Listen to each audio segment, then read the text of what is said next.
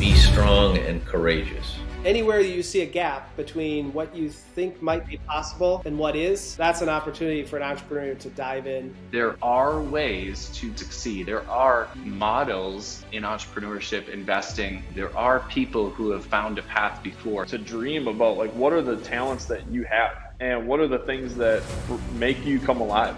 That there's actually a generation of warrior entrepreneurs, people that are willing to stand up, to do the hard work, to start a thing, to see a thing through. Here's our mission, and we're going to take a step forward, just one foot in front of the other, and we're going to build something great. We can make a difference. Let's do this in our lifetime. Let's see how much positive change we can drive.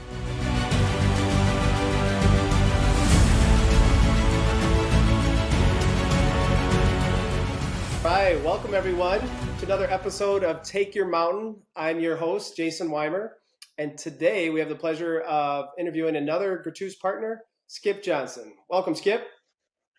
Hey, great to be here. Excited to have you on. Like we've done in past interviews with partners, we just kind of want to get to know each other better for the audience benefit. So maybe just start off with a little bit of your upbringing, kind of where your roots came from, a little bit of what your childhood was like, kind of leading into your adult pursuits. And the question there is like, how far down the rabbit hole do you want to go? Because our childhood, our upbringing, it certainly, might feel like a wavy path, but then you look back and you're like, okay, this is how I got here. God brought me here. I grew up in a small town in northern Minnesota, Hibbing, Minnesota, home of Bob Dylan, Kevin McHale, the town that moved, the world's most expensive high school. Fun story for you history buffs, as Andrew Carnegie and Rockefeller had interest up there, and the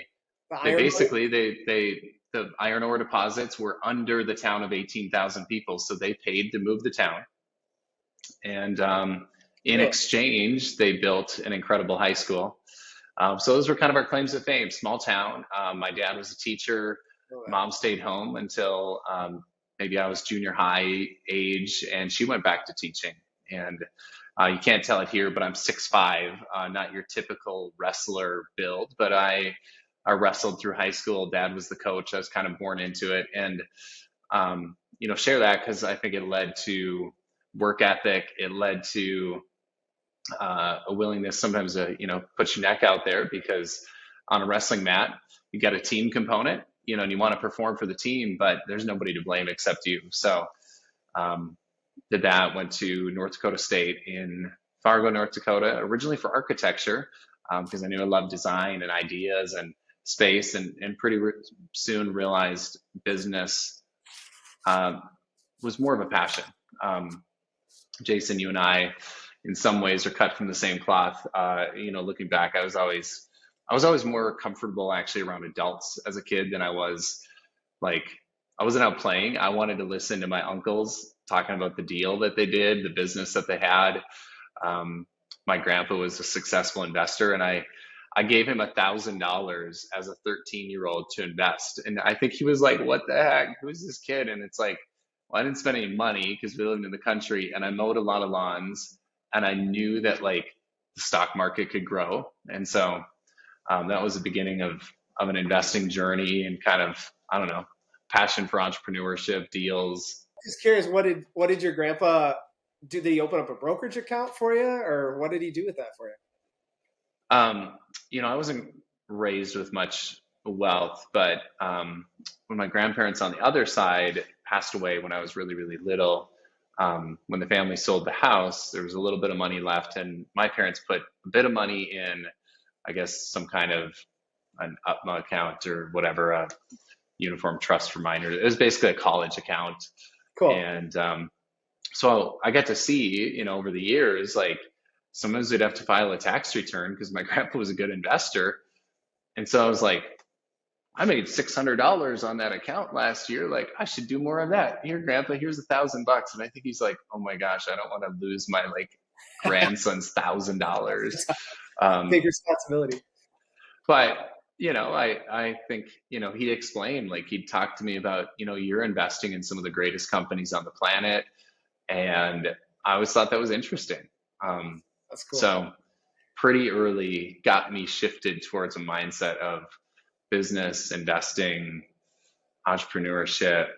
Getting to see some of the results of that in extended family was just always it it did something. I liked it. I just liked it. I think a lot of people resonate with that in the sense of I think people hear about investing, entrepreneurship as ways to financial freedom, but I think for a lot of people who don't have a background maybe in their family or any kind of models to follow, it can be kind of like a cool idea, a nice idea maybe for somebody else, but like how to figure out how to make that transition from taking the safer route, working a job versus going off doing your own thing. Sounded like you started off similar, like going to college, the more of a traditional path. Maybe share a little bit how you made that transition, when felt appropriate. Some people, put their 20s in and work the ladder for a while and then find a thing to go off into. But some people are just like kind of know earlier on, like, hey, this is what I was meant to do. Maybe share a little bit what was your entrepreneurial path? How did you get to where you got to launch into your career? Yeah, absolutely. To get there, I think I'm going to go back a little bit. So I grew up in the church. Pretty early age, I knew that, Jesus was the answer. I wanted him.